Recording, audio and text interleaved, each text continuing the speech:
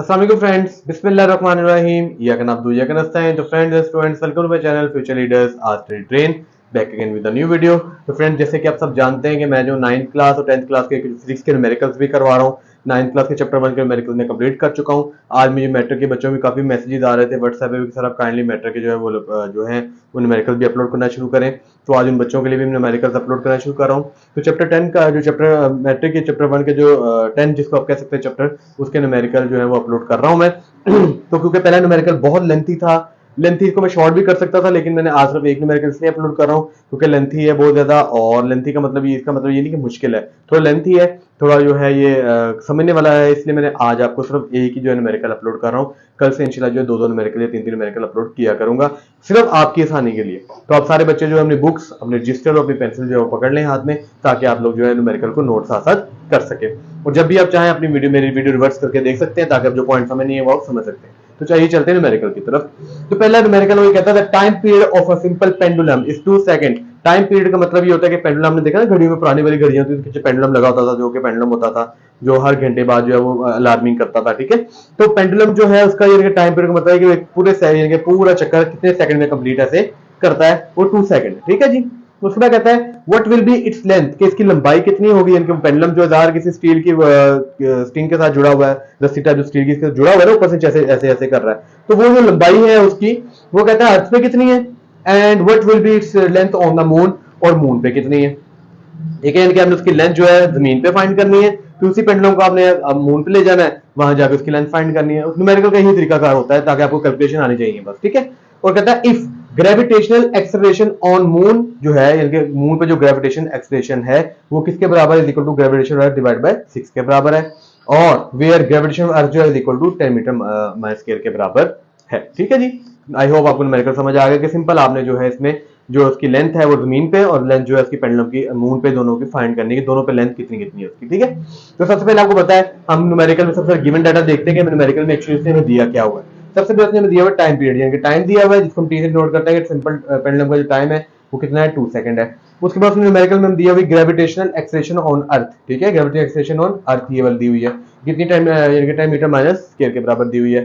ठीक है, उसके बाद ग्रेविटेशन ऑन मून, यानी ग्रेविटेशन ऑन मून, एम का मतलब मून है, जी एम का मतलब है ग्रेविटेशन ऑन मून, और जी ई का मतलब है ग्रेविटेशन ऑन अर्थ। याद रखिएगा, आप लोगों के सामने के लिए लिखा है। ठीक है, तो मून पे जी ग्रेविटेशन और मून की पे जो है वो is equal to gravitation earth divide by 6 के बराबर है। ये वाला पॉइंट याद रखिएगा, आगे काम आएगा कि ग्रेविटेशन ऑफ मून जो है is equal to gravitation of earth divide by 6 के बराबर है। ठीक है, अब फाइंड क्या करना है, सिंपल वो जो पेंडुलम की लेंथ में आपको बताया वो हमने फाइंड करनी है कि अर्थ पे कितनी है और वो मून पे कितनी है। तो आइए चलते हैं, सबसे पहले अर्थ पे फाइंड कर लेते हैं जी कि उसकी कितनी है। तो फार्मूला आपने, जिसने पेंडुलम वाला जो पूरा वो अगर जो क्या कहते हैं, उसने वो पूरा जो लेक्चर लिया हुआ है स्कूल में या कहीं भी जाके अकेडमी में पेंडुलम वाला, तो उसको पता है कि फार्मूला ये लगता है T is equal to 2 pi under root L over G. ठीक है, ये फार्मूला लगना है, ये फार्मूला आप जाके देख सकते हैं, याद भी कर सकते हैं फार्मूला। तो सबसे पहले हम जो है उसकी लेंथ जो है उन्होंने कहा लेंथ फाइंड करें अर्थ पे भी और लेंथ फाइंड करें मून पे भी। तो ये चलते हैं, सबसे पहले अर्थ पे फाइंड कर लेते हैं इस फार्मूले के अकॉर्डिंग।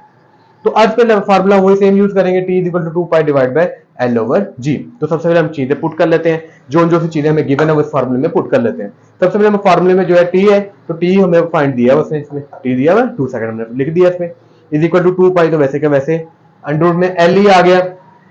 एल ई का मतलब क्या है, length on earth, length on earth, ये तुम्हें फाइंड करनी है। डिवाइड बाय 10 है, तो डिवाइड बाय जी है, तो जी की वजह से ग्रेविटेशन ऑन अर्थ कितनी है आप जानते हैं, 10 होती है। आप जानते हैं ना ग्रेविटेशनल जो है वो जो वैल्यू होती है 10 होती है, जो अर्थ पे हमेशा 10 रहती है। ठीक है, डिवाइड बाय 10 आ गया, ठीक हो गया जी। अब उसके बाद आपने क्या करना है, अब आपने इसकी जो है ना अरेंजमेंट करने लगे, जैसे मैथमेटिकल अरेंजमेंट होती है ना, इनके हमने एल ई फाइंड करना है ना, एल ई का मतलब है लेंथ और अर्थ फाइंड करनी है ना आपने। तो अब इसको आपने किस तरीके से ना मैनेज करना होता है, मैनेज करने का मतलब ये किस तरीके से इसको ना ऐसे करना है कि सिर्फ ये अकेला रह जाए, बाकी चीजें जो है वो इधर उधर जाके जो है शिफ्ट से मैथ में नहीं करते, हमने एक्स जो फाइंड करना होता है। एक्स फाइंड करने के लिए क्या करते हो, जो चीज के साथ प्लस माइनस मल्टीप्लाई डिवाइड हो रही हो तो उठा के दूसरी साइड पे लेके जाते रहते हो, उसको अकेला करते रहते हो, ऐसे ही है ना। इसलिए यहाँ पे एल ई आपने फाइंड कर, इसको किस तरीके से हमने अकेला कर रहा है। तो इसमें अकेला करने का तरीका क्या किया मैंने, मैं 2 पाई को यहाँ मल्टीप्लाई हो रहा था इसके साथ, देखो यहाँ पे जाके क्या हो जाएगा, डिवाइड इज इक्वल सिंपल, यानी कि यहाँ पे मल्टीप्लाई हो, यहाँ पे क्या हो जाएगा वो divide is equal to L E divide by 10 as it is आ गया। ठीक हो गया जी। अब आपको जानते हैं कि मुझे एल ई फाइंड करना है, एल ई फाइंड करने के लिए और इसको अंडर रूट से बाहर निकालने के लिए हम क्या करते हैं, अंडर रूट से इसको बाहर निकालना पड़ेगा क्योंकि मुझे एल ई फाइंड करना है। तो अब मेन प्रॉब्लम तो ये है कि इसको बाहर कैसे निकालें, अंडर रूट से सॉल्व तो ये हो नहीं सकता। तो आप सब जानते हैं मैथमेटिक्स का रूल है कि अगर आपके अंडर रूट में कोई चीज है तो आप स्केयर ले लो। क्या ले लो उसका? स्केयर। क्योंकि स्केयर जो है बच्चों वो अंडर रूट को कट कर देता है, जैसे अंडर रूट को कट करता है चीजें बाहर आ जाएंगी। और क्योंकि आप जानते हैं ये रूल होता है कि अगर आपने इस वाली साइड पे स्क्वायर रूट लेना है तो आप दूसरी साइड पे भी स्क्वायर रूट लोगे। तो सिंपल आप लिखोगे by taking square root on both side. तो हमने यहां भी स्क्वायर रूट ले लिया और यहां भी स्क्वायर रूट ले लिया। ठीक है, देखो स्क्वायर रूट लिया। अब इस स्क्वायर रूट ने क्या किया, इस अंडर रूट को खत्म कर देगा। वो जिस 2 ने इसको खत्म कर दिया, इस वाले 2 से ये वाला 2 कट गया। ठीक है, समझ, ये वाला 2 था ना, इस 2 से ये वाला 2 कट गया। तो यहाँ पे आ गया 1/पाई। पाई की वैल्यू 3.14 होती है, यानी कि पाई की वैल्यू होती है 22/7। कितनी होती है पाई की वैल्यू? 22/7 के बराबर होती है। और 22/7 को जब आप 22 डिवाइड बाई 22 डिवाइड बाई 7 करो कैलकुलेटर पे तो आपका आंसर आएगा 3.14। तो ये मैंने पाई की वैल्यू लिखी हुई, कंफ्यूजन ना होना कि सर ये कहां से आ गया। 2 से काट दिया मैंने और ऊपर 1 बच गया, यानी कि ऊपर 1 बच गया, नीचे 2 से कट गया, ऊपर 1 बच गया, नीचे पाई बच गई। पाई की वैल्यू होती है 22/7। क्या वैल्यू होती है इसकी? 22/7। 22 को डिवाइड करोगे 7 से तो 3.14 बचेगा। ये वैल्यू वहां से घबराना नहीं। ठीक है, लो जी, इज इक्वल टू, अब ये क्योंकि कट कर दिया हुआ मैंने इसके साथ भी, तो ये LE/10 यहाँ पे आ गया। ठीक है, अब सिंपल वही वाला मैथमेटिक्स का रूल कि अब हमने LE को पहले अंडर से बाहर निकाल लिया। अब LE को हमने अकेला करना है। अकेला करने का मतलब ये है कि LE को हमने जो है वो सेपरेट करना ताकि फाइंड कर सके। तो LE के साथ यानी कि लेंथ ऑफ अर्थ के साथ जो भी चीज डिवाइड मल्टीप्लाई प्लस माइनस हो रही है इसको उठा के दूसरी साइड पे ले जाएंगे। तो अभी भी LE के साथ यानी कि लेंथ और अर्थ के साथ 10 जो है वो क्या हो रहा है? डिवाइड हो रहा है। क्या हो रहा है जी? डिवाइड हो रहा है। तो 10 जो चीज डिवाइड हो रही है वहां पर जाके क्या हो जाएगी? मल्टीप्लाई। Simple is that. तो यह उठा के मैं इसको इधर ले गया तो 1/3.4 मल्टीप्लाई 14 मल्टीप्लाई बाय 10 आ गया। ठीक है, समझ आ गई आपको इस चीज की। तो क्या कहते हैं, क्योंकि यहाँ पे स्केयर था, स्केयर नहीं भूलना आप लोगों ने, ये देखो स्केयर है ना लगा हुआ इसके ऊपर, तो ये 2 से कट गया, लेकिन 3.14 के ऊपर स्केयर अभी बाकी था। ठीक हो गया जी। अब सिंपल इज दैट, आप करेंगे क्या, आप क्या करेंगे यहाँ पे इसको कैलकुलेशन मदद से इसको सिंप्लीफाई करेंगे। सिंप्लीफाई कैसे करेंगे? 10 यहाँ पे 1 के साथ मल्टीप्लाई हो रहा है तो 10/3/3.14 की पावर 2 बन जाएगी। अब सिंपली आप कैलकुलेटर से जब इसको सिंप्लीफाई करेंगे तो LE इज इक्वल टू आपका निकलेगा 0.02। क्या निकलेगा? 0.02 मीटर के बराबर आपका आ जाएगा। ठीक हो गया, समझ आ गई आप लोगों को। दोबारा ये पॉइंट आपको क्लियर कर देता हूं कि यहाँ से आप लोग कंफ्यूज हो जाओगे। LE जब यहाँ पे अकेला हो गया, 10 यहाँ पे क्या हो गया? मल्टीप्लाई। ठीक है, आप करोगे क्या? 10 क्योंकि 1 के साथ 10 मल्टीप्लाई हो रहा है, 10/3.14 की पावर 2 बन गई। ठीक है, बन जाएगी।